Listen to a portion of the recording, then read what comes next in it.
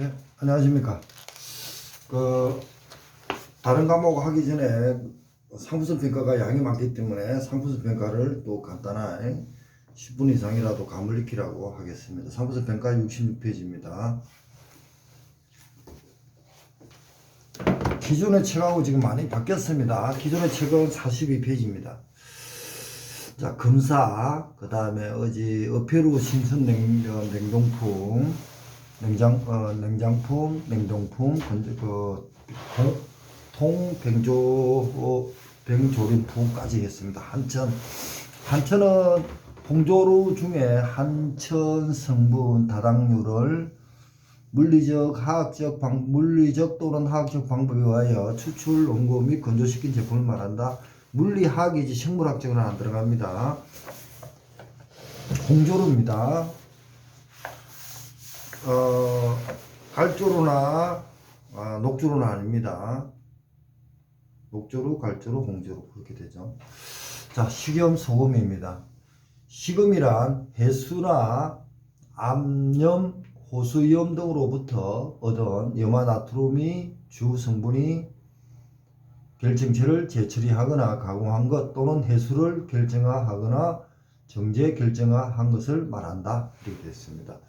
원료 등의 구비요건, 식용으로 수입하는 천일염과 기타 소금은 생산국가에서 식용으로 분류 인정된 것으로 각 식염 유형의 정의에 적합하게 위생적으로 생산된 것이어야 한다. 천일염은 식품 첨가물 등, 천일염은 어업에 들어가고 그 소금 가공업은 의약물 가공업에 들어갑니다. 수산물 가공업에 들어가죠. 또 그게 또 헷갈려 버렸는데, 조금 전에는 이제 그 책 놓기 전에 임시 포즈를 해가지고 수품사 1차 기출 문제를 할 겁니다. 이것도 지금 강의를 좀 빼놔야 돼가지고 오늘 좀 많이 좀 해보려고 합니다.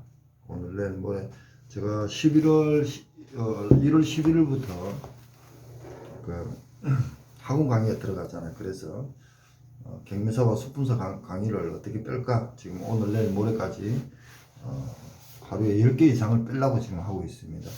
그래서 상부수 평가가 양이 가장 많기 때문에 상부수 평가를 오늘 지금 하는 겁니다. 내일 모레까지 한 10회 이상 뺄 겁니다. 수산업 어촌 발전 기본법에 따르면은 그 수품사 1차 349페이지입니다. 의약물 운반업, 수산물 가공업, 수산물 유통업 이렇게 나누어져 있습니다. 소금 가공업은 수산물 가공업에 들어가고, 어업은요 그 소금 생산업이 어업에 들어갑니다. 수산 경영이 저쪽에 있는데 수산 경영도 오늘 책이 다 포지가 안 나와서 그랬지. 임시 포지가 안 넣네. 왜냐면 초기니까 그 학원들이라든지 다른 책들이 그 개설을 하다 보니까 포지 만드는 데가 그 시간이 많이 딸리나 봐요. 굉장히 그런 성숙기가 나와요. 그러니까 그러다 보니까 이게 이제 수품사 1차입니다. 1차. 예, 여기에 이제 어업과 어업 운반은 의약물 운반업, 수산물 가공업, 수산물 유통업 나눕니다. 의약물 운반업이란 어업 현장에서 양육지까지 의약물이나 그 제품을 운반하는 사업을 말한다.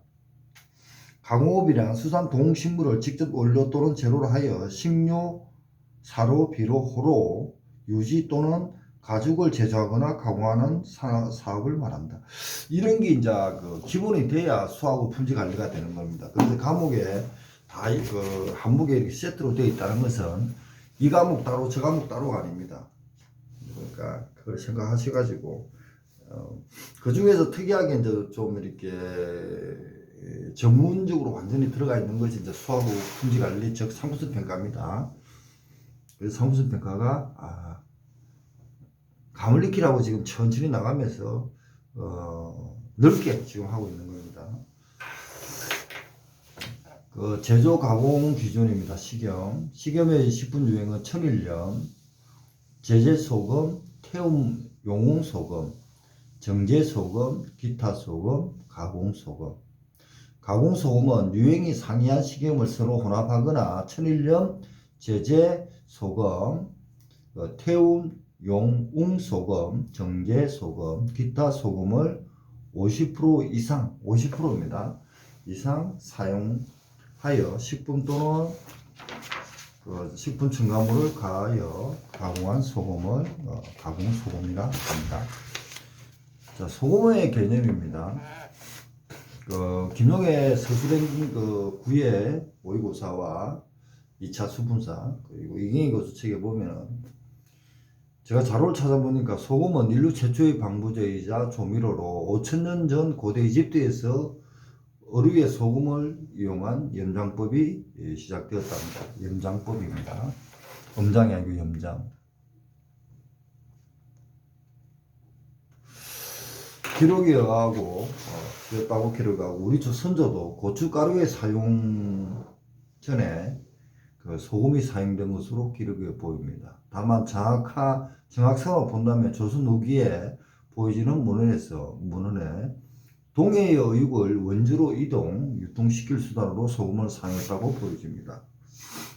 소금에 의하여 어육 중의 수분 함량이 수산물의 어체와 서로 흡수, 방출 등 하여 삼투압 작용으로 인하여 감소합니다. 수분 함량이 감소합니다. 그래서 염장의 방부 원리는 주로 소금의 탈수 작용과 방부 효과를 이용하는 것입니다. 일반적으로 10% 전후의 소금을 사용하여 염장을 합니다. 그러니까 저번에 경매사 18회 시험에서 뭐가 나왔냐면요. 경매사 시험인지 헷갈리긴 헷갈립니다. 또 소품사인지. 앞에 어제 전통식품을 한번 했죠. 전통식품에 보면요. 어디 갔나? 앞에 있는데. 네. 64페이지 있네요. 전통식품의 젓갈입니다. 젓갈의 소금 농도는 15% 정도고, 액젓은 약 23%로 봅니다. 이렇게, 젓갈의 소금 농도는 15%, 액젓은 약 23% 이 정도로 보고 있습니다.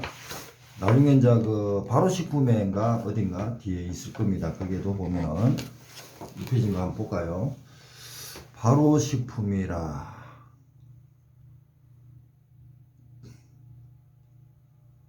음.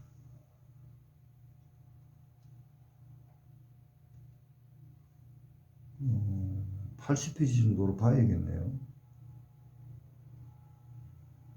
수산물의 변질, 유행.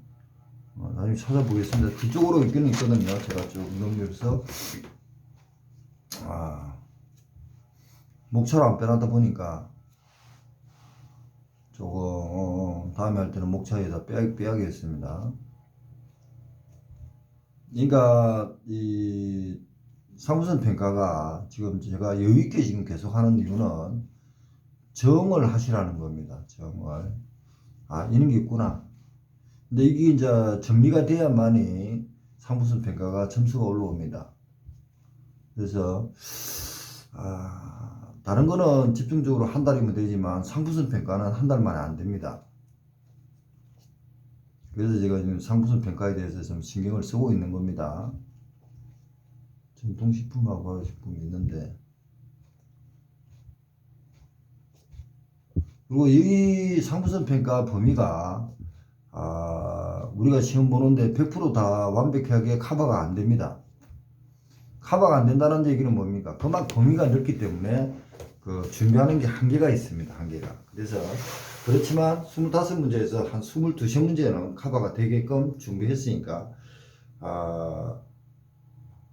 논리라는 것보다도 계속 습관을 시켜가지고 수산물을 찾고 나면은 그 다음 단계는 어떻게 하고 이런 개념을 계속 고민하셔야 상부선 평가가 정이 됩니다. 소금이 왜 왔을까? 이런 거. 우리가 수산업법에 보면 수산업보충 발전기법에서 소금을 씁니다. 소금에 대한 업 종류를 분류하거든요. 그러니까 소금이 나오는 겁니다. 그 정도만 하고요. 그 다음 염지입니다. 소금의 이제 구성도 일반 성분과 유해 성분이 있습니다. 68페이지에 봐두시고요. 염화나트륨이 70% 이상이라 된답니다. 총 염소는 40% 이상. 이게 좀 이해가 안 가는데. 통으로 치면은 100이 돼야 되는데 왜 총 점수가 40% 이상? 이게 뭔지 모르겠어요. 0.3인가 4.0인가 이렇게 돼야 되는데 이게 좀 뭔가, 제가 이 자료는 그 숙분사 2차 위에 연수받을 때 있는 자료거든요. 좀 그런 100%가 안 나오거든요. 100%가 넘어버리거든요. 1, 2, 25. 예, 4%가 돼야 되는, 총점수가 4%가 돼야 되는 것 같는데 왜 40%가 돼야 되는지 모르겠어요. 거기서 국가 교재에서 잘못된 것 같은 생각 드는데 다음에 해보겠습니다. 이만나트륨이 일단 40% 이상 돼야 된답니다. 그리고 총점수가 4%, 4.0% 이상 이렇게 돼야 될 것 같는데요. 자, 염지입니다. 원료 유계, 식염, 육색 고정제, 염지 촉진제 등을 염지제를 첨가하여 일정 기간 담가 놓은 제조 공정을 말한다. 코링입니다. 염지. 식용만으로 한 소금 절임과 구별하여 코링이라고 부른다. 그러니까 식염, 육색 고정제, 염지 촉진제 등을 염지제를 첨가하여 일정 기간 담가 놓은 원료 유기에 담가 놓은 것을 염지라 합니다. 식염은 여기 이제 소금하고 식염 밑에 있거든. 식염이란 해수나 암염, 호수염 등으로부터 얻은 이만나트륨의 주성분인 결정체를 재처리하거나 가공한 것 또는 해수를 결정하거나 정제 결정한 것을 식염이랍니다. 이 식염에 더하기 알파가 있다는 겁니다. 육색 고정제나 염지 촉진제, 이걸 염지 쿠어링이라고 합니다. 염지의 호가 중 하단 1, 2, 3입니다. 식염을 봐야겠죠. 1, 2, 3. 식염의 작용으로 4, 7은 아질산염물에 의해서 발현됩니다. 4, 5, 6, 7 있습니다. 염지의 사용, 최근 육 제품도 소금을 줄이는 경향으로 인해 식용만으로 방부 등 효과를 충분히 발하지 않기 때문에 그것을 보충하기 위해서 폴리인산염류, 예컨대 피로인산나트륨이 결착 보강제로 사용된다. 이 밖에 제품에 의해 조미료, 글루탐산나트륨, 항신료, 감미료, 유화안정제, 카제인 나트륨, pH 조정제, 구연산 등 결착제로 밀, 단백질 등이나 보존료, 소르버산 등이 사용된다. 염지 방법은 건염지법과 섭염지법에 대별되지만 염지촉진법으로 염수주사법, 가온염지법 등이 활용된다. 최근에는 특히 햄이나 베이커 등 고기 덩어리를 그대로 가공하여 만드는 단미품, 비분쇄 제품의 염지에서 피클인젝터를 이용한 근육주사법이 널리 쓰이고 염지 기간은 꽤 단축화하는 경향이 있답니다. 읽었는데 무슨 말이고 그럽니다. 그 정도로 염지가 그렇구나, 이 정도 보시고, 식염 봅니다. 식염이란 해수나 암염, 호수염 등으로부터 얻은 염화나트륨이 주성분인 결정체를 재처리하거나 가공한 것 또는 해수를 결정하거나 정제 결정한 것을 말한다. 원료 등의 구비 요건, 식염의 사항에서 들어갑니다. 식염입니다. 1. 식용으로 수입하는 천일염과 기타 소금은 생산국가에서 식용으로 분류 인정한 것으로서 각 식용 유형의 정의에 적합하게 위생적으로 생산된 것이어야 한다. 천일염은 식품 첨가물 등 다른 물질을 사용하지 않은 것이어야 한다. 식염은 공업용 소금 등 식용 이외의 소금이 혼입되지 않은 것이어야 한다. 근데 이제 식염의 효과 구비 요건입니다. 염지 효과는 짠맛이 부여한다. 미생물의 정식이 억제되어 보존성이 높아진다. 근원 선유로부터 미오신과 악토미오신이 용출되어 가열결의 행성에 의하여 그 망상 구조 속에 물이 유지된다. 그 결과 양호한 결착성과 보수성이 발현한다. 특유의 염지 육색을 만들어준다. 보툴리눔군의 생육이 억제되고 보툴리누스 중독의 발생을 방지한다. 염지육 특유의 바람직한 풍미로 풍미가 조성된다. 지방질의 산화가 억제된다. 식음의 호가입니다. 연로등 구비요건 호가. 호가란 말을 좀 붙여야 될 거 아니에요. 구비 및 호가 이렇게 이해해야 될 것 같습니다. 호가. 호가가 여기서 1, 2, 3에서 7개 총 9개 정도가 9개도 됩니다. 그 다음에 염장품의 개념입니다. 자, 이것만 하고 마치겠습니다. 연장품의 개념 및 소금 등 사용 목적 등 이렇게 되어 있습니다. 개념. 염장법은 어패류의 육, 내장, 나소 등을 소금 처리하여 만든 제품을 염장법이라 합니다. 연장품의 만든 제품은 염장품이죠.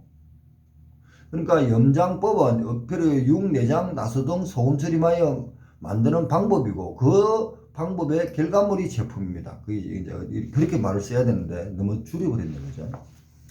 염장품의 풍미는 염장 중 조직 자체가 지닌 자기 호소와 어체 표면 및 내장에 분포된 미생물 등 여러 호소가 혼입된 미생물이 변하면서 또는 분비하면서 생깁니다. 또는 말이 들어가는 게 좋겠네요. 이는 원료의 특성인 단백질에서 변하면서 그 결과로 변하면서 동시에 변하고 동시에 분비하면서 생긴다. 이는 원료의 특성인 단백질에서 아미노산까지 분해되어 염장법 특유의 독특한 풍미를 나타내게 된다. 자기 소화에서 단백질 분해 호소인 펩티드 아미노산으로 변하여 조직이 연해지고 부패 촉진을 한다. 다시 말하면 염장법이란 어체를 전 처리한 수산물에 소금을 가하여 수분 함량을 줄여 만든 제품입니다. 이때 염장을 하면 삼투압 작용으로 탈수가 되고 맛, 조직감, 저장성이 향상된다. 핵심은 이겁니다. 염장법이란 어체를 전처리한 수산물에 소금을 가하여 수분 함량을 줄여 만든 제품을 염장품이라 합니다. 이때 염장을 하면 삼투압 작용으로 탈수가 밖으로 수분이 나가면서 탈수가 되고 맛, 조직감, 저장성이 향상된다. 방법으로 마른간법, 물간법, 계량물간법이 있고 이는 어체에 소금을 접촉 등 방법으로 나누어집니다. 그리고 이제 특수물간법이 어체와 소금을 접촉하는 방법에 따라서 또 특수물간법으로도 나눕니다. 일반 그 염장법은 마른간법, 물간법, 계량물간법이라 하고요. 특수염장법은 대상어와 소금의 접촉, 식음의 접촉에 따라서 분류하는 특수염장법으로 배남염장법, 염수주사법, 압착염장법 등등등 있습니다. 그리고 염장법만 하고 좀 알맞게만 감을 익히고 말겠습니다. 염장법의 목적은 자기 소화 호소 진행을 막아서 부패를 방지하는 것이 목적입니다. 자기 소화 호소를 막습니다. 염장품의 숙성 정도 지표입니다. 이는 유리 아미노산 및 아미노테 질소, 엑소 성분, 그러니까 엑소 성분은 어육 용출 성분 중 단백질, 지질, 색소, 고분자 등 제외한 나머지 수용성 성분을 X 성분이라 합니다. 그러니까 고분자를 제외한 것을 X 성분이라 합니다. 이는 발효식품의 숙성 중 정가는 속성이 있으므로 발효식품의 숙성을 하면 정가는 속성이 있으므로 제품의 속성 정도를 나타내는 데 이용됩니다. X성분은 뒤에 있습니다. 나중에 다시 보기라고. X성분은 뒤에 전체를 봐야 하나하나 정리가 됩니다. 네.